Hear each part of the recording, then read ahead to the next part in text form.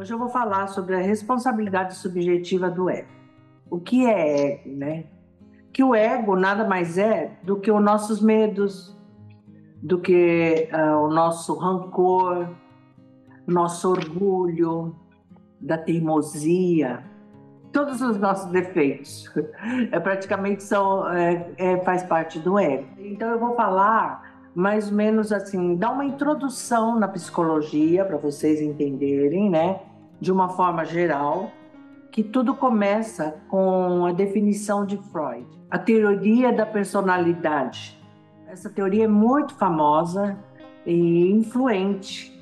Propõe que a personalidade é composta por três partes: o ID, o ego e o superego.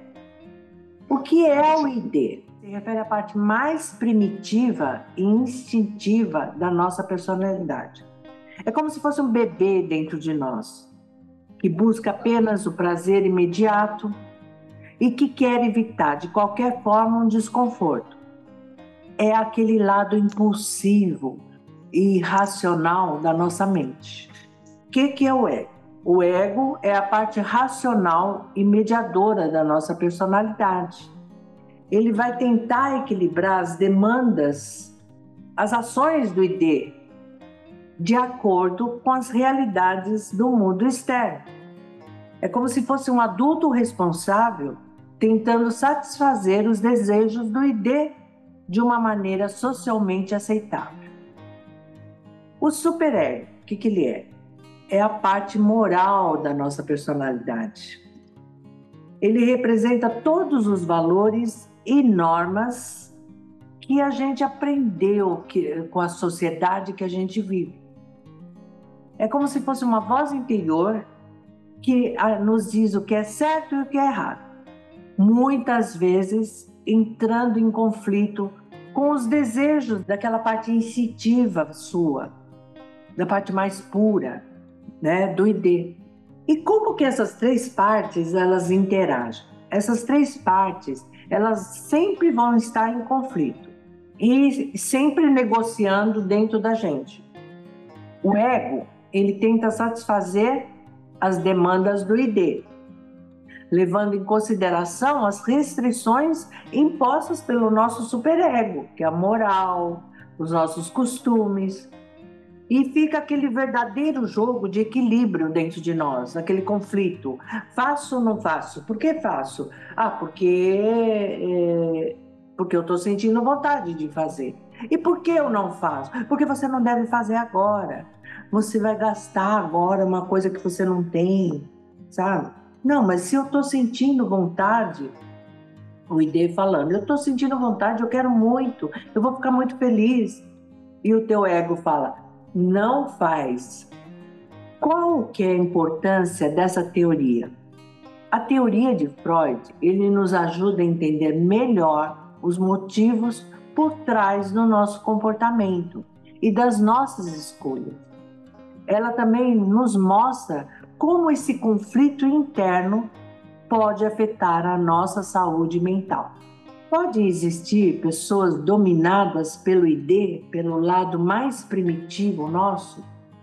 Sim, embora ele seja uma parte natural da nossa personalidade, algumas pessoas elas têm dificuldade em controlar os seus impulsos e desejos imediatos. Por exemplo, eu quero comprar aquela bolsa de marca. Aí o seu ego fala, você tem dinheiro para isso? Você não tem. Você tem que juntar o dinheiro. Aí o seu lado, o ID fala, não, mas eu quero, porque é bonita, eu quero mostrar para todo mundo que eu tenho essa bolsa, não sei o quê. Aí o seu impulso vence. Ele vai lá e compra e você fica devendo 20 prestações, ou não consegue mais nem comprar tudo que você quer de comida dentro de casa, comprometendo o seu orçamento por uma coisa supérflua. E isso acaba levando a gente a comportamento impulsivo e irresponsável. Existem pessoas dominadas pelo superego? Sim. Pessoas que têm um superego muito rígido, eles podem ser excessivamente pessoas críticas consigo mesmas e com os outros.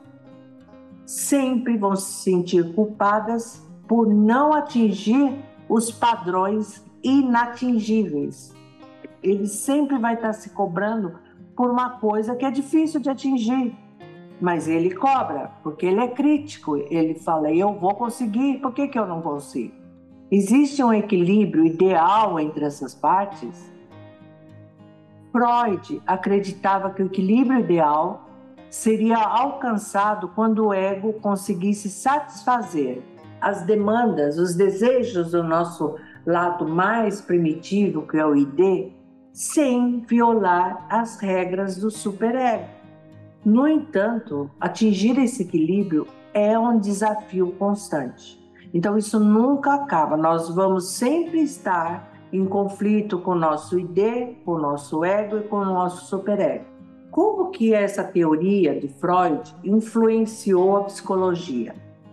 Ela revolucionou a forma como a gente entende a mente humana e influenciou profundamente a psicologia moderna. Os seus conceitos ainda são amplamente estudados e discutidos ainda hoje em dia. Essa teoria é aceita por todos os psicólogos. Embora essa teoria de Freud seja amplamente conhecida e estudada, nem todos os psicólogos eles concordam com ela e com a sua totalidade. Muitos psicólogos consideram que ela é mais uma base para reflexão do que uma verdade absoluta. E como tudo isso pode nos ajudar no dia a dia? O conhecimento dessas partes da personalidade, do id, do ego, do superego, pode nos ajudar a entender melhor os nossos próprios comportamentos e reações. A gente pode aprender a lidar com esses impulsos e a tomar mais decisões mais conscientes. Essa teoria, ela se aplica a todas as pessoas de todas as idades, pois as três partes da personalidade, que é o id, o ego e o superego, eles estão presentes em nós desde o nosso nascimento. O que pode variar é como elas se manifestam, que ela varia de acordo com as nossas experiências, com as nossas emoções ao longo, do nosso desenvolvimento. Tem críticas para essa teoria de Freud? Sim, tem várias críticas. Alguns acham que ela é excessivamente determinista e não leva em consideração os fatores sociais e culturais. Outros acabam questionando a validade científica dessas ideias. E qual que é a principal lição que a gente pode tirar dessa teoria? A principal lição é que somos seres complexos, todos com conflitos internos e motivações ocultas. E conhecer e compreender essas partes da nossa personalidade vai nos ajudar a viver uma vida mais equilibrada e autêntica. Quem passou aqui no Brasil, no final dos anos 80, lembra de um conjunto chamado Traje a Rigor. Eles cantavam para os adolescentes que são apaixonados por si mesmos. Então a música era eu me amo, eu não posso mais viver sem mim. Essa era uma música desse Traje a Rigor. E os adolescentes, eles se amavam, Então eles cantavam essa música entoando essa estrofe. Esses adolescentes, eles acabaram virando líderes. Presidente de empresa, gerente, supervisor. E com esse eu me amo, eles desenvolveram a característica do narcisismo, que é o mito de Narciso. É um oráculo, da Grécia, de Tiresias, que revelou que o belo teria uma longa vida, desde que nunca visse o seu próprio rosto. E aí o jovem que viu o seu próprio reflexo na lagoa apaixonou-se por si mesmo e acabou definhando até morrer. Então eles falam desse complexo de narcisismo, que é você gostar de si mesma mais do que tudo. Então, resumindo, né? O ID é a parte mais primitiva e inconsciente da personalidade, representa os instintos e desejos básicos como fome, sede, sexualidade, agressividade, entre outros. E ele age de acordo com o princípio do prazer. Ele busca satisfazer essas necessidades de imediato, sem levar em consideração as consequências que isso pode trazer. O ego é aquela parte consciente e racional da personalidade. Ela atua como um mediador entre esse ID e o superego. Ele tem a função de equilibrar os desejos do ID com as demandas da realidade das normas e dentro das normas sociais. A moral, né? Age de acordo com o princípio da realidade, buscando encontrar mais soluções adequadas para satisfazer as necessidades do ID, de uma forma aceitável pelo ID. O superego é a parte que é a parte moral da nossa personalidade. Representa todos os valores, regras e normas que a gente tem internalizado dentro da gente ao longo do nosso crescimento. O superego ele é responsável por impor restrições, controlar os impulsos do ID, age de acordo com o princípio do dever e da nossa consciência moral. E o conflito que gera essas três partes internas da nossa mente. Quando as nossas demandas do ID, ele entra em conflito com exigências do superego, da nossa moral. Ou quando as demandas do ego não conseguem satisfazer plenamente as necessidades do nosso ID. Quais são os mecanismos de defesa, né? Nossa, são estratégias psicológicas que o ego utiliza para lidar com os conflitos internos e reduzir a nossa ansiedade, como a repressão, a negação, a projeção, a racionalização, entre outros. O que é o nosso inconsciente? Ela representa os conteúdos mentais que estão fora da nossa consciência, mas que acabam influenciando o nosso comportamento e os pensamentos de forma inconsciente. E o que é psicanálise? É um método terapêutico criado por Freud, que busca trazer à consciência os conteúdos inconscientes e ajudar a pessoa a compreender os seus conflitos internos. Pode ser através da análise dos sonhos, dos lapsos de memória, das associações livres, da transferência. E o psicanalista, ele auxilia o paciente a desenvolver um maior autoconhecimento para promover mudanças na sua vida. E o narciso, né? O narciso, ele é um arquétipo criado pela filosofia grega, mostrando as pessoas que se amam. Por exemplo, no diálogo entre pessoas, né? O tom da voz da pessoa vai aumentando e cria-se uma disputa para ver quem está certo. Vence aquele que tem a vontade de solucionar o problema.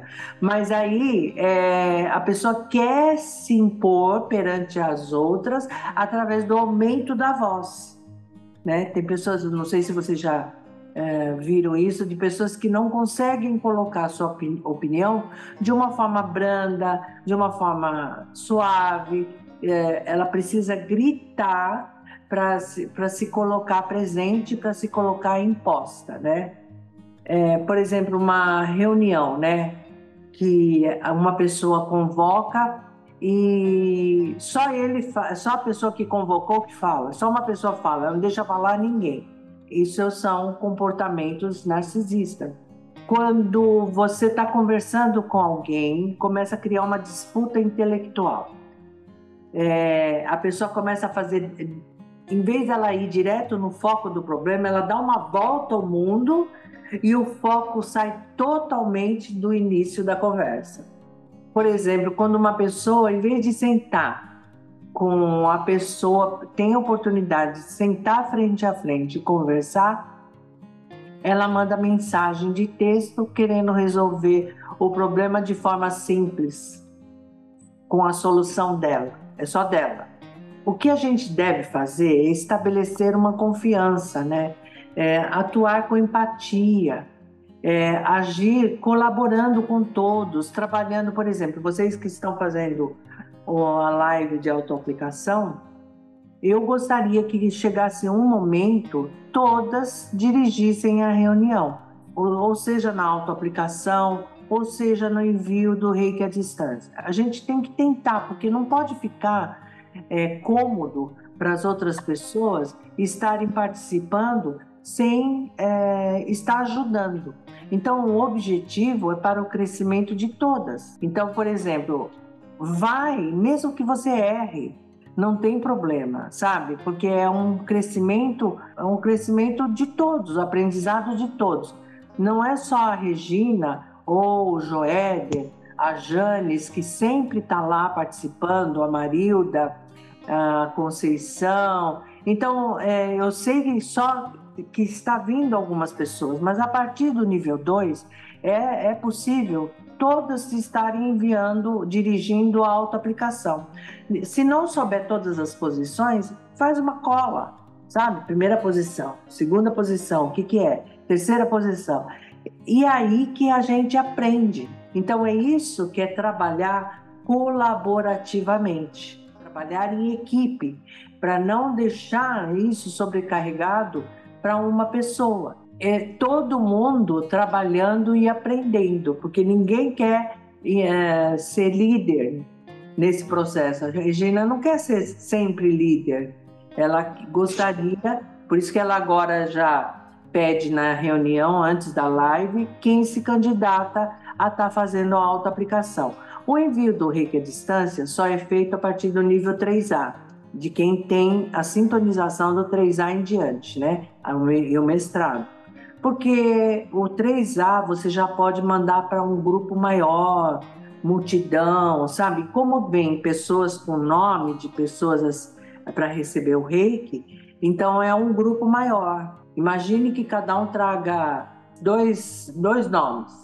São 20 pessoas que participam no mínimo, são 40 pessoas, é muita gente para o nível 2 estar fazendo o envio do Reiki à distância. Só pode a partir do nível 3A. Então, é uma coisa que todo mundo fazendo, eu vou fazer. Se eu errar, você me corrige? Tudo bem, lá tá, ninguém vai criticar, ninguém vai dar bronca, né? Vai falar, você errou. Não, a gente faz a segunda posição, me enganei. Então, a segunda posição é assim, a terceira, a quarta, até a oitava posição. E não é difícil. O ego, gente, usa sempre a vaidade. Isso é um exemplo que eu dei, tá? Um exemplo dentro desse contexto. O ego, ele sempre usa a vaidade e o poder como alimento. Ele sempre faz a imposição do meu eu sobre o eu do outro. Ele furta a consciência. Ele age, às vezes, com impaciência, com autoritarismo e até agressividade. Rudolf Steiner, em Filosofia da Liberdade, ele cita que o ser humano parece se fazer cego quando ele é forçado a inserir a vida de representações mentais entre o mundo e si mesmo.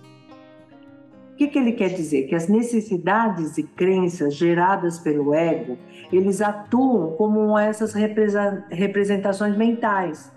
Ela cega o nosso pensar, tumultuando o nosso sentir e contaminando o nosso agir.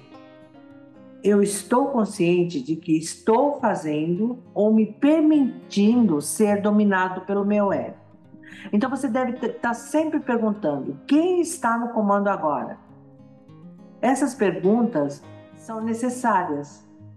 Como eu estou consciente daquilo que eu estou fazendo?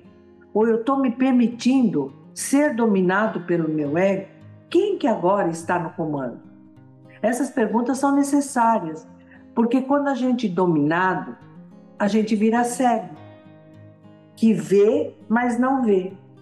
E o seu desafio pessoal e diário tem que superar a autoimportância e os inúmeros casos que acontecem na sua vida quando a gente neutraliza o ego. É mais fácil a gente nos manter no momento presente porque a gente consegue instalar a paz.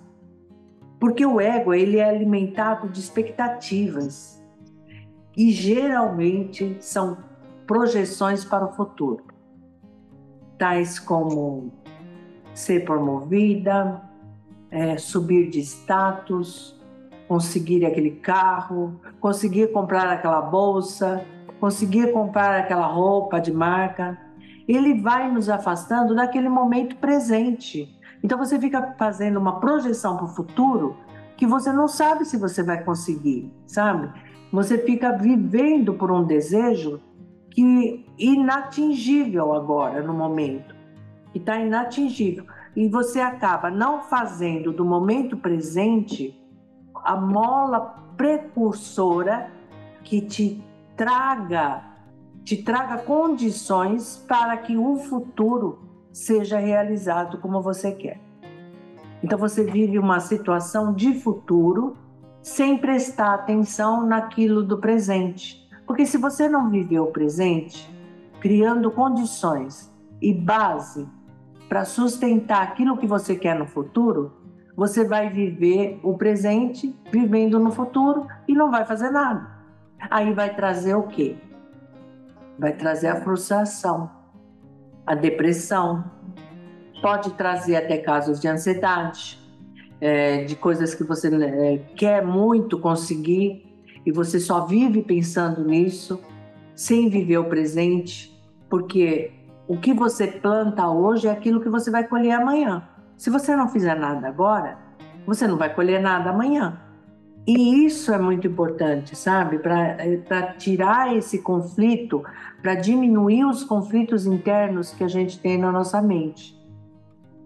Ele afasta a gente do presente, traz ansiedade e estresse e acaba sendo uma decisão superficial que você não vai nunca ver a origem dos seus problemas, não vai conseguir resolver esses impulsos e nem colaborar com o seu amadurecimento e não vai conseguir neutralizar o seu ego. Então, para você fazer isso, eu acho assim, para a gente viver dessa forma presente, além dos 5 princípios, a gente tem que trabalhar muito a nossa mente. Os 5 princípios do ego, não é à toa que ele fala só por hoje. Só por hoje é para você viver o momento presente sem pensar no dia de amanhã. Para você se colocar vivendo hoje da melhor forma possível. E o que eles falam para a gente, que a gente deve sempre focar em resolver o problema hoje, e não em achar que você está certo daquilo que você está pensando. Resolve o problema, porque senão vira uma briga dos egos, superego, que tenta querer vencer e quem vence é o problema, acaba sendo o problema. Assumir que nós somos os donos dos nossos comportamentos, dos nossos sentimentos. É comum a gente dizer, eu agi assim, porque fulano fez isso, ou cicrano disse aquilo. E a gente reclama, fulano não muda mesmo. Faz sentido responsabilizar, culpar outras pessoas pelos nossos atos? Aí o que acontece? O nosso ego se ofende, se enfurece, nos fazendo entender que há razões suficientes para você jogar a responsabilidade dos nossos atos para outras pessoas. Na verdade, nós é que somos responsáveis. E quem nos irrita, nos domina. Faz sentido você esperar um resultado diferente? Se eu espero que a mudança venha de uma outra pessoa, A questão não é como mudar o outro, mas o que eu preciso mudar em mim para que o outro mude. Você também tem que focar no seu aprendizado, na evolução, não nas lamentações das derrotas, dos nossos erros. Quando a gente passa a ter foco no nosso aprendizado, a gente libera aquela necessidade de acertar ou vencer. Você troca para a oportunidade de você ser cada vez melhor como pessoa. A gente perde muito tempo em culpar e lamentar as perdas ou derrotas. E acaba sobrando pouco tempo e energia para a gente identificar qual foi o aprendizado que a gente tira dessas situações. Tem uma frase que diz: a boa colheita de amanhã será resultado do processo de aprendizado de hoje. E adotar sempre assim essas perguntas, né? O ego, ele sempre está nas respostas. A ausência dele não está nas perguntas, ele está nas respostas e não nas perguntas. E a gente foi criada e condicionada a dar respostas. Desde a escola, do tempo de escola, a gente espera a resposta. Todo mundo espera a resposta da gente. E com a nossa descoberta, a nossa criatividade, o nosso assim, empenho de aprender as coisas, acabam nascendo perguntas. São com essas perguntas que a gente se entende o outro e as suas ideias, entende o próximo, entende ele e as suas ideias. São essas perguntas que a gente cria que conecta a gente às pessoas. Elas nos fazem pensar e abrem novas possibilidades. A resposta é o bolo pronto. A pergunta é a possibilidade de você juntar inúmeros ingredientes na mesa para preparar. E saber fazer perguntas é uma das competências mais importantes do ser humano. E a gente tem que estar em um constante processo de autoconhecimento e autodesenvolvimento.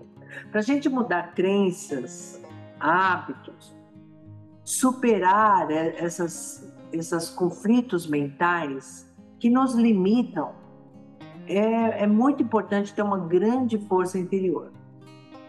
E essa força precisa ser criada dentro da gente. Se a gente tentar desabrochar uma flor com as mãos, a flor despedaça. Mas se você deixar a flor acumular energia suficiente, ela vai desabrochar como um espetáculo. A força interior é fruto de um processo consciente do nosso autodesenvolvimento. Nós somos um grande castelo, né? Com infinitas janelas fechadas. A cada passo da nossa jornada de autoconhecimento, alguma janela vai se abrindo e a luz entra e acaba permitindo que a gente entenda uma coisa diferente. E essa jornada é muito boa, ela é deliciosa, porque cada vez vai abrindo uma portinha dentro da sua mente. A cada passo, uma nova descoberta. E a certeza sempre de uma frase de Sócrates que dizia: só sei que nada sei. Você sempre tem alguma coisa a aprender. E a responsabilidade subjetiva do ego, ela é um conceito muito complexo, que envolve a compreensão da natureza subjetiva das nossas experiências, dos nossos pensamentos, das nossas emoções pessoais. Ainda a nossa aceitação da responsabilidade por essas percepções. A nossa experiência humana, ela é subjetiva. cada pessoa interpreta e reage ao mundo com base na sua própria percepção, porque ela é influenciada por uma variedade de fatores, como experiências passadas, valores culturais, crenças, emoções. E o ego acaba desempenhando um papel fundamental nessa interpretação, moldando a forma como a gente percebe a realidade e como a gente reage a ela. O ego acaba atuando como um filtro, porque ele interpreta as experiências, as coisas que acontecem. Ele vai acabar criando narrativas pessoais que moldam a nossa compreensão do mundo. E a gente deve, assim, é importante que essas narrativas sejam construções mentais e não uma representação da realidade.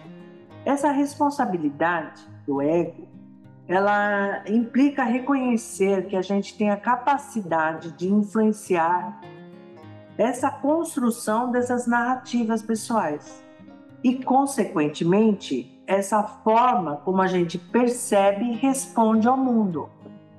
A responsabilidade subjetiva do ego, ela sempre busca autenticidade e autoconhecimento. Isso significa que a gente deve explorar ativamente quem a gente é, compreendendo os nossos próprios padrões de pensamento, emoções e comportamentos. Quando você cultiva essa consciência de si mesmo, você começa a discernir entre as reações automáticas do ego e as respostas conscientes. Aí você pode assumir uma responsabilidade mais informada, né? Porque você já sabe definir o que é aquilo automático que vem de acordo com os suas experiências, valores, padrões culturais, e aquela resposta consciente para você. Você pode fazer uma escolha melhor. Uma coisa é desafiar as crenças limitantes. Muitas vezes o ego constrói narrativas baseadas nessas crenças limitantes ou até distorcidas sobre a gente mesmo e ao mundo ao nosso redor. A responsabilidade do ego implica em você questionar ativamente essas crenças. Você tem que se desafiar e reformular as crenças que você acha que são limitadoras ou que são prejudiciais. Se você fizer isso, vai permitir uma visão mais clara da realidade e uma responsabilidade mais consciente na formação das suas percepções. Vai ser possível para você fazer escolhas mais conscientes sobre como você reage a diferentes situações. É só você fazer uma pausa reflexiva antes de você agir automaticamente, no impulso, dependendo do estímulo externo que você receber. E o que seria essa responsabilidade subjetiva do ego? É você assumir o controle consciente das suas reações, em vez de você ser conduzida por padrões automáticos e inconscientes. Essa responsabilidade faz com que você aceite compassivamente você mesma. Reconhecer que todos têm limitações, falhas e áreas de crescimento e é parte integrante desse processo da evolução. Ao aceitar e você compreender que você tem aspectos menos desenvolvidos, você pode começar, já é o primeiro passo para você iniciar um processo de transformação consciente, visando o crescimento pessoal e a sua evolução contínua. Então, o que é a responsabilidade subjetiva do ego? Ela reconhece a natureza subjetiva das suas experiências. Ela é autêntica na exploração de si mesmo e na escolha que você faz conscientemente de como responder às situações que acontecem na sua vida. Isso vai permitir você crescer individualmente, mas também vai contribuir para a criação de um ambiente mais compassivo, mais consciente e compassivo ao seu redor. Então você vai criar uma situação de paz consigo mesma e paz para as pessoas com quem você vive.